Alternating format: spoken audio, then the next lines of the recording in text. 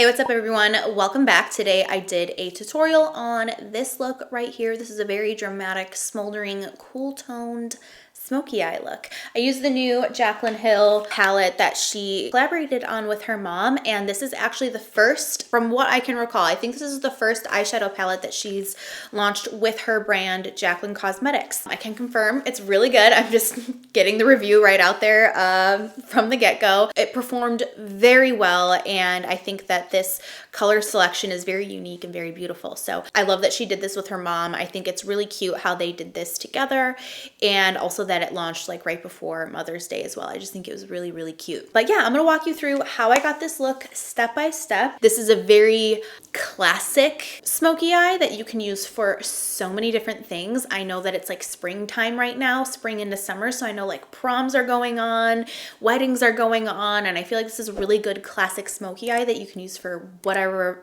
event you have going on. So I hope you enjoy. Please subscribe and let's get started. So I already have on all of my face makeup. I have my brows on, my eyes are primed. I used the Painterly Paint Pot to prime my eyes, and then I set them with powder like I would for any other tutorial. And this is the palette. So I believe it's called Dear Mom. Also, I just started kickboxing again. I only went 2 times and I'm already all busted up, but I'm pretty proud of it because it means I'm doing better. But if you see my busted hand, that is what that is. But anyways, this is what the palette looks like on the outside. And then here is what it looks like on the inside. I think I got the limited edition packaging one, but here is a close-up of the palette. I actually really love this palette. I feel like it's very different from other palettes that are out there, and the reason why I think that is because it's got first of all, a ton of matte shades, which you know I love. I'm definitely a matte girl, but I just think it's just very unique. The color choices are very different, I feel.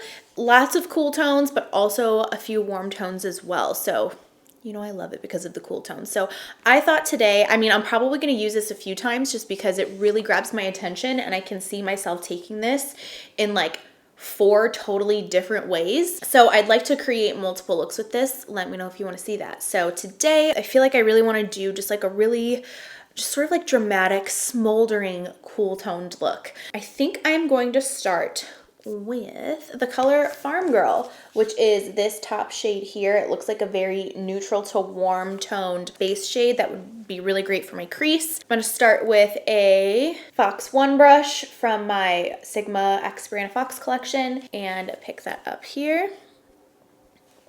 And I'm going to take this right here in the crease of the eye. You can see it's not too warm toned, but it's also not cool either. It's that nice neutral toned color. I'm also going to bring this underneath.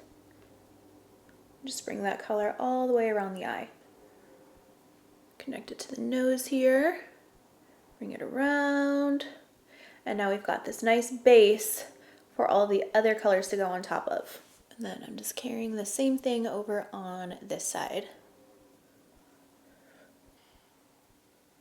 And then I'm gonna move over into, I think the color So Ucky, which is, I don't know, it seems like it's gonna be maybe the same depth as the first one, but it looks like it's a little bit cooler toned. So I think it's gonna add more depth just because it's cooler toned. Use the same brush. I'm gonna start this in the same spot and see it's kind of creating a little bit more of a shadow where the other one added more warmth. So even though this one actually in the palette just seems like it would be lighter because it's that cooler tone, it's gonna add the shadow-like effect to the eyes. So I'm bringing that here. It's just kind of cooling it down a little bit. And I just realized this is the first, I believe, the first eyeshadows from JACLYN Cosmetics. So far, so good. Keep thinking that this is another like Morphe collab or something, so I'm putting it in that category, but JACLYN Cosmetics is a more luxe brand than Morphe is. It's supposed to be a higher quality product. At least that's the way that I look at it as. So far, so good with the eyeshadows. I think they're performing very, very well. Oh, and that's so pretty. I can see this being a really good bridal palette, which is, you know, it might seem weird just because there's a lot of like greens in here, but if you just pull out all of the neutrals, this would be a beautiful palette for brides. Okay, bringing this underneath as well. I always look upwards so I can just get in there. You can see I can still blink, but like my eyes aren't like watering or irritated. If I don't do this and I stare directly at my brush or directly in the mirror, then I can tend to poke my eye out and my eyes will water and get really irritated. I feel like that tone like really made my eyeballs pop. My personal favorite color in this entire palette, and the one that actually grabbed my eye the most, is probably not what you're thinking. It's this color here called Buddy. The reason why is because it pulls a very charcoal gray color, but with like a purple brown hue to it. I feel like if you're really staring, or if you just glance at it, you probably can't tell, but I just feel like I can see all of those different tones in this color. So I feel like it's really unique for a gray eyeshadow. So I'm gonna switch to a smaller brush. I'm gonna be using a Fox 2 brush, which is a little bit smaller. So I'm gonna pick that color up. You can see it's really pigmented. I'm gonna tap off a lot of the excess and I'm gonna start just placing it here on the outer lid area. I'm not gonna start just blending it around. I'm just gonna start by pushing it because I don't know how intense this color is gonna go on. So if I just lightly push, then we can kind of see where this goes and then go from there and bring it in more areas. So yeah, see, I'm glad because it is a nice deep color, but I'm glad I didn't go like start wiggling it around everywhere because otherwise it would have been deeper than I wanted it to be in more areas. So I'm just keeping it here on the outer lid and just lightly pushing it there and flicking that color towards the rest of the look.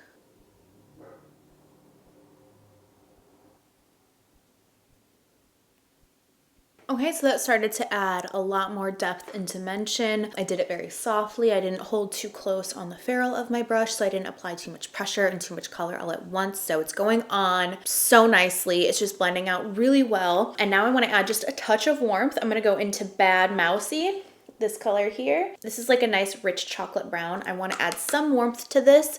So I'm going to bring this here right on top of that color, and it's going to make it a lot more rich, which also then makes it more smoky. I feel like a lot of times when we think of smoky eyes, we just think of like the grays and the blacks and even sometimes the purples. But if you add in a brown, that's what's gonna help it make it look more smoky without going like straight up gray on the eyes, especially because gray can kind of be a little intimidating. So going in with a brown, especially a rich brown, will help to give that smoky appearance, but also make it something's in my eye, also make it somewhat wearable and just add to that smoky effect. And you can see between this eye and this eye, it doesn't even necessarily look brown. It just looks more rich, more deep, and more smoky. And now we're gonna add that to this side. Just right on top. And now with whatever's left over on this brush, I'm gonna pull back on the brush and bring a little bit of this color here. The reason why I did this now is because I don't want to apply too much darkness right here. I'm also holding back further on my brush so I don't apply too much pressure either. So that'll ensure I can always move up closer and add more pressure and add more color if I need to. That way I won't do it at first, and then if you do that, then it's just really hard to blend away if you didn't want that there. Going back in with the first brush just to blend out the edges. I'm going to go back into that first color just to re-emphasize that shade and help blend out the shades even more. I'm gonna grab the color Rachy, which is this really warm brown shade, with that same Fox 2 brush, and I'm gonna push it right here on the center of that lid. That I feel like just took it to another level. That took it to that like classic smoldering, sexy, smoky eye look. Ooh, I love it. Pop that right on the center.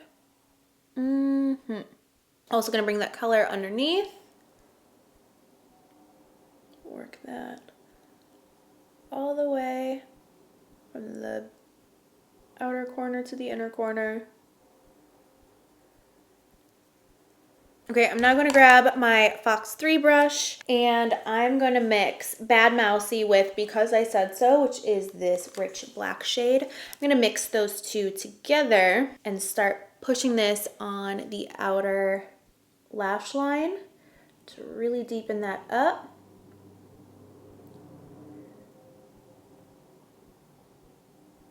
So I'm going to take the color Rachy, that color there, on my Fox 3 brush. I wiped off whatever was left over on it from those like richer, like deeper shades. And I'm going to bring this right here on the bottom lash line. And the reason why I'm not going in with my deepest, darkest shade is because I don't want this to get too dark on the bottom. I still want the top to be the deepest and the smokiest. But I feel like this just ties it in, adds a little bit of warmth, makes the bottom smoky, but not overpowering to the top. Whew, do you see that? That's intense.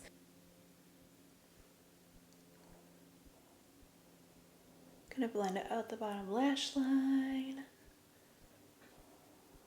Now I'm gonna go into the Anastasia Base 1 pencil here. I'm gonna take this in my waterline. You guys know I love a nude waterline. I just feel like it opens up the eye, and then next to the deeper shades, it just like really contrasts them.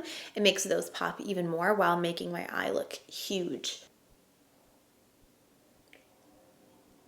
Okay, I wanna add just a little bit more coolness, I think, just to make this extra cool toned and extra dramatic. I'm gonna grab TC. Is that what that says? This color here, this gray shade here. I only watched the beginning part of her launch video, so I don't know like the background behind all of these names and stuff like that. So sorry if I said that incorrectly. I'm gonna pop this into the eye look as well, just to add a little bit more coolness and gray deliciousness. I might add a little bit more of that chocolatey shade, but just because I want a little bit more classic cool tone smoky. I'm using a Fox 2, by the way. Re-emphasizing that brown color, which was Bad Mousy, into the outer lid, just to re-emphasize the warmth there. I know I just keep going warm, cool, but if you've watched any of my previous tutorials, you know that is a trend with me. Warm and cool together and 500 lip products mixed together. Okay, I think the only shimmery shade that I want to use from this, because I really wanted to do just like an all matte look. I'll do a shimmery one next with this palette, but to stay true to me, I wanted to keep it all matte. I feel like I haven't done a look like this in quite some time. I feel like a thick black liner would also look really good with this, but I'm going to be honest with you. I ran out of makeup wipes, and while I use the balm to like take off my makeup, anytime I have a liner on, sometimes it's just easier to go in with a wipe, and I don't have any, and I don't feel like dealing with that to take my makeup off. But I'm gonna use the color French Silk. I think it looks kind of like a pinky champagne color. I might dot in a little bit of this shade with it depending on how cool toned this color goes, but I know that this one, this apple pie shade, is gonna be a little bit too deep for me right now. This looks like it should be pretty perfect, but we'll see how it goes. So I'm gonna use a MAC 239 brush and take French Silk, which, by the way, I want to place an order on MAC's website, and I want to rebuild my palette. When I first initially started out with makeup, that was a goal of mine, and then when Makeup Geek came out, it made it so easy to do it with them because their eyeshadows were just as good, if not better, than MAC, but they were a fraction of the price. So I built my Makeup Geek palette instead. By the way, I'm gonna, because that is so icy, do you see that was like perfect for there, but I think it's gonna be too icy for up here. So I'm gonna mainly grab French Silk, and then I'm gonna grab just a touch of apple pie just to warm it up a little bit. But yeah, since Makeup Geek has closed their brand, I think I just kind of wanna kick it back old school and build a MAC eyeshadow palette with their individual shadows. So leave your favorites of your MAC eyeshadows down below, because I am just really excited to do that. I've been thinking about it lately and just like thinking about what gets me excited with makeup, and MAC is just one of those brands. They'll just always be one of those brands, and I think what started doing it for me was the other day I used this MAC strobe cream, and it just brought me back to just like memories of like 2010 when I first started getting into makeup and stuff. So yeah, anyways.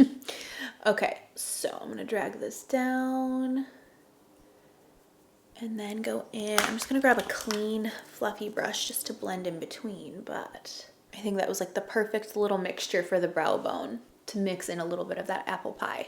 If you have a deeper complexion, that will be like the perfect highlight shade for you. And if you're more fair, then the French silk will be the perfect highlight shade for you.